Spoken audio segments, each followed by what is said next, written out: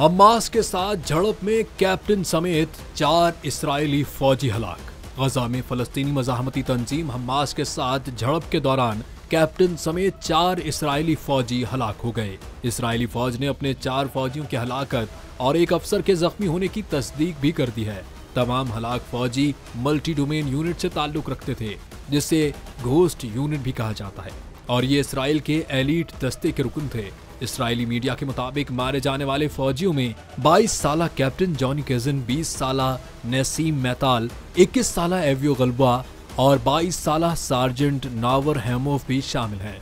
गजा में हमास के हाथों इसराइल के हलाक होने वाले फौजियों की तादाद 363 तक पहुंच गई है, जबकि इसराइल की जानिब से किए गए हमलों में अब तक 43,000 से जायद फलस्तीनी शहीद और 1,01,110 लोग जख्मी हुए हैं।